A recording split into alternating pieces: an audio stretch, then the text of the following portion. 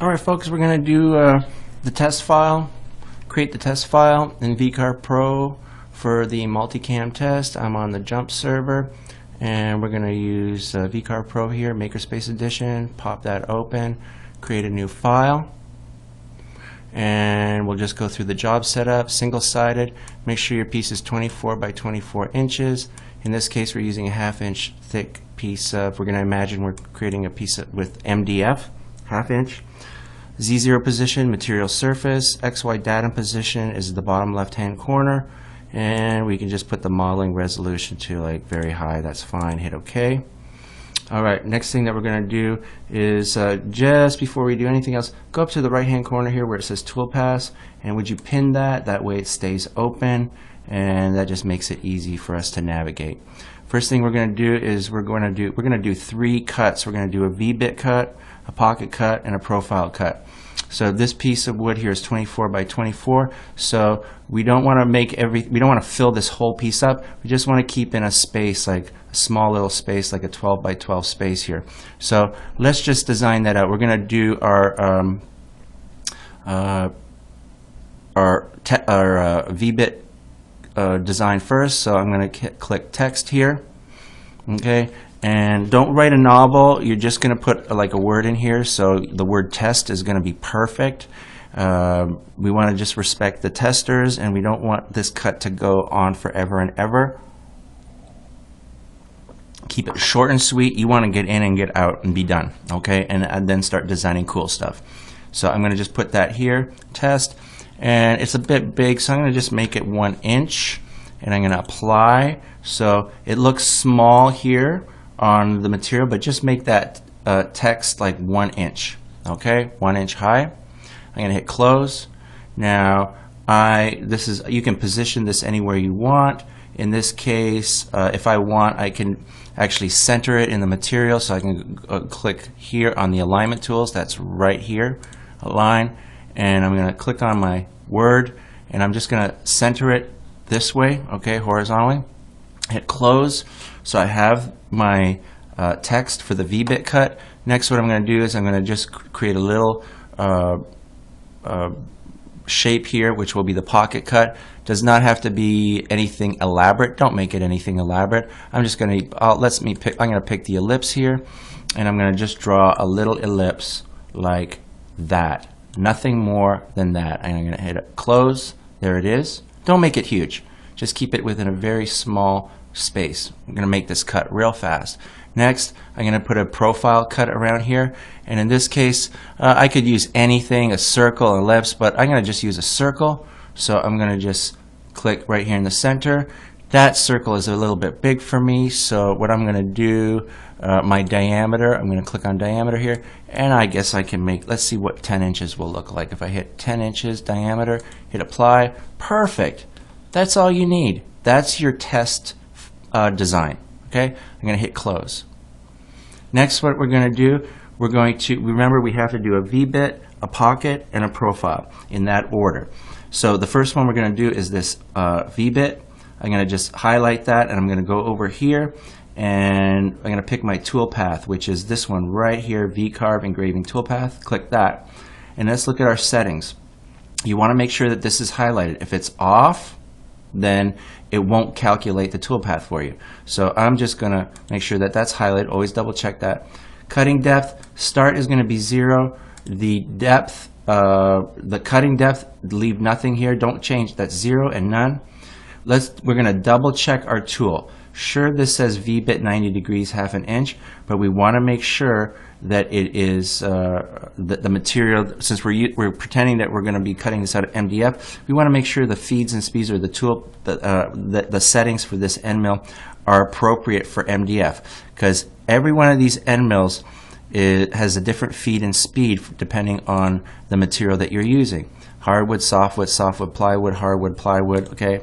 But the one we want to use is MDF. There it is, okay? And what we're going to use, because it gives you a nice clean cut, is this good? Oh, I'm sorry.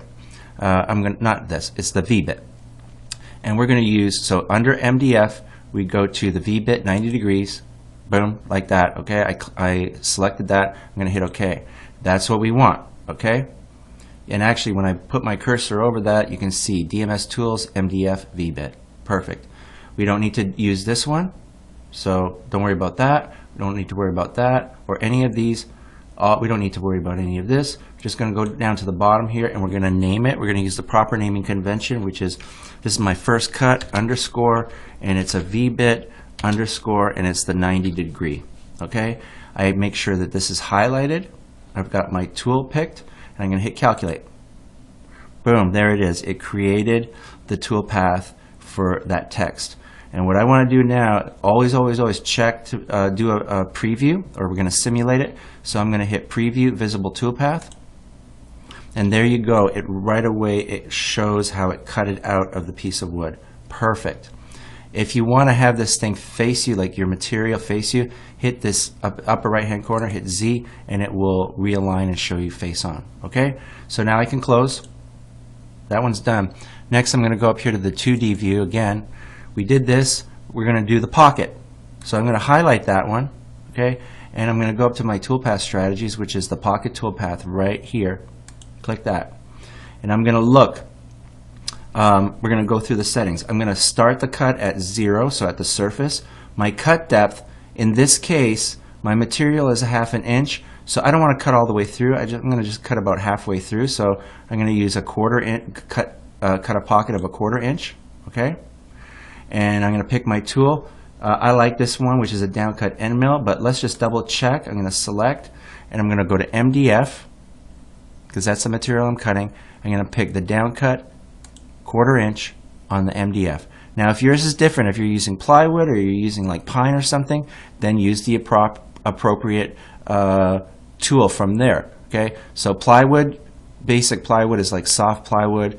If you're using pine, you're going to pick it from the softwoods, okay? And then I've got that downcut end mill, MDF, hit OK, right? Which is good, perfect.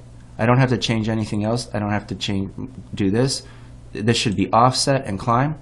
I'm going to do a click, make sure that you click this on, ramp plunge move, make it 1 inch, that'll work. And then let's name this toolpath, and I'm going to name it 02. This is my second cut, underscore, and this is a pocket, okay, underscore, and I'm going to use a 1/4 inch end mill. Don't use a decimal point or any spaces, just use underscore, okay, and I'm going to hit calculate, and there we go. It now calculated out that pocket for me, and created the toolpath for it. So what I'm going to do next, again, always preview what it looks, how it's going to cut, because what you see is what you get. And there we go. It cut out that pocket for me out of the piece of wood. Done. Next. Okay, I'm just going to hit that Z again, have it go forward, just face me. I'm going to go to my 2D view again. This time we want to do the profile. Okay, that's the last cut. And I'm going to go right up to here, Toolpath Strategies, which is the profile toolpath. I'm going to click that. And here we're going to do a few things, make a few changes. The start depth is going to be 0. The cut depth is going to go all the way through. This is remember when we set this material up, the thickness is a 1/2 inch MDF. Okay, so we want it to cut all the way through, so I'm going to put a 1/2 inch in there. Again, I'm going to use the same end mill, the down cut, for what I used in the pocket. That way I don't have to do a tool change. I'm going to just double check to make sure it's the MDF one. So there's MDF, and I'm going to pick the down cut 1/4 inch and hit OK. All right. Now that's done. You're going to see that this is going to do this in 2 passes. So what it's going to do is it's going to cut around once and then go again another 1/4 inch and cut around and go all the way through. And also when we get to the tabs, you'll see it'll create the tabs. So again, just a reminder, make sure that this is highlighted, the vector that you want. Okay, machining vectors, we want to make sure that this is on the outside. It's going to cut on the outside of that line. You could, I mean, this, you don't want it on the inside or on the line, just right on the outside. That's typically what you do. We don't need this clicked on, so forget about that. Next, what we're going to do is we're going to add some tabs. Okay, what I like to do is on my tab length, I like to keep the length of the tab the same. The length should be minimum the diameter of your end mill. So I put a 1/4 inch. The thickness, I'm going to just make it a little bit thinner, than the diameter, so I just put in 0.2. Okay, you don't need to do 3D tabs, but let's just go into edit tabs here. Okay, now you can have this thing automatically put tabs in at a certain distance, and that's or a constant number. So in this case, what the default was 1. So if I put add tabs, it's just going to put 1 tab in. That's not enough. You have to have a minimum of 3. So constant number, put 3 in here. Okay. Then when I click add tabs, it's going to put 3 in.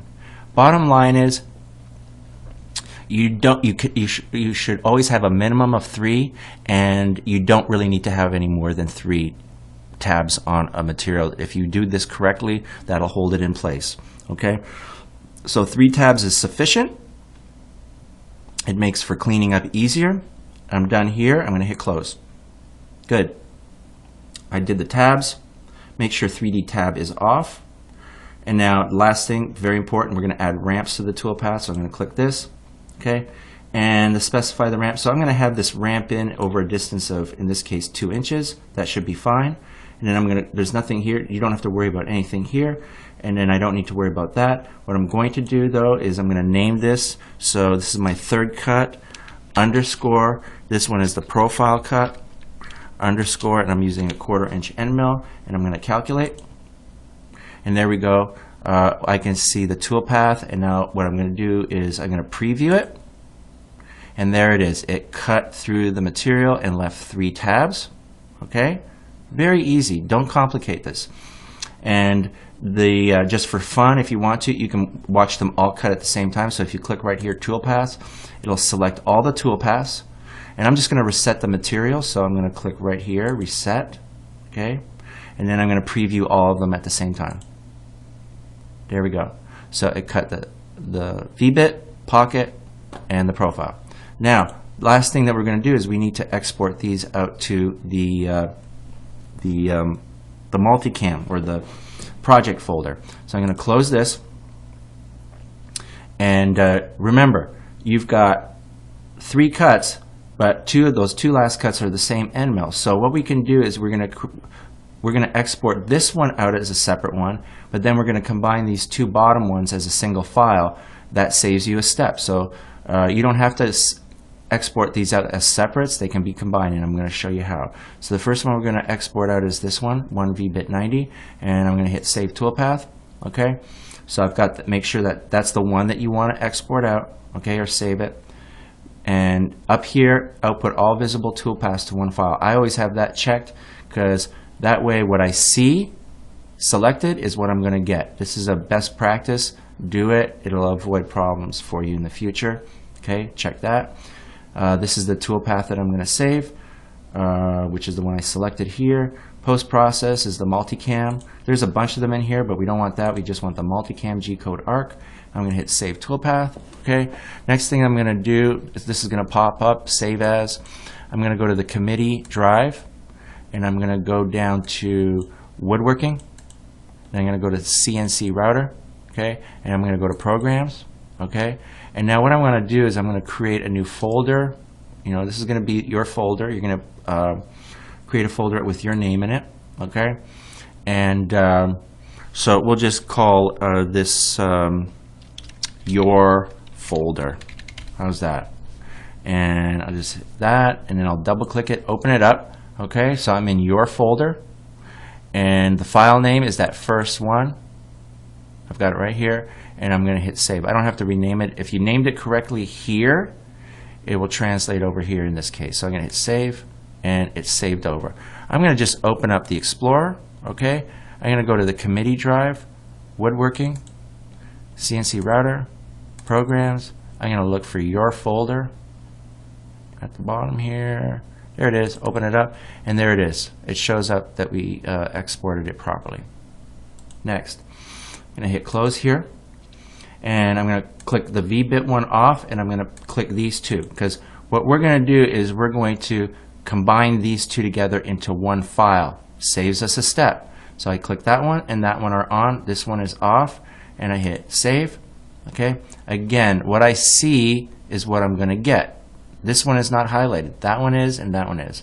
That's why I do this. I click output all visible toolpaths to one file, It's the second and the third one. They're going to be combined. MultiCam G-code arc, save toolpath. Okay, I'm still, as I hit save, I'm in your folder. There's the first one that I did. And in this case, since I'm combining them, it's not going to name them. It's just going to ask you to put a name in here. So what I'm going to do is I'm going to call it 02. This is my second cut. Okay, and this is the pocket and the profile combined, and I'm going to use a 1/4 inch end mill. That's how I named it. Naming convention, 01 first cut, 02 second cut, save, and it saved it. And I'm just going to open up the Explorer and double check. Yes, there it is. It saved it. Okay?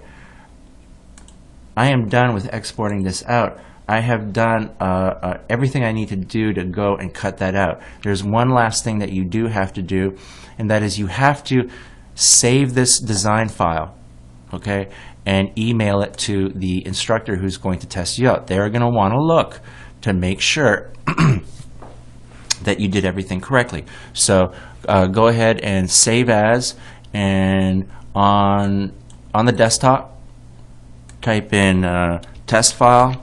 Okay, don't call it something else, just call it test file. Boom. Okay, and save. All right, so I'm going to minimize this, and if I look on the desktop, I'm here on the jump server again. There's my test file. This is the file that you are going to have to send to the instructor, and he's going to look at, open it up and look at it and make sure everything is good. Okay, so just email, that's the one that you want to email. Do not email the ones that were in the, where is it? I'm going back here, programs, and at the bottom. So if you remember your folder, don't send him these. That's not what he wants. He wants this. So send that test file.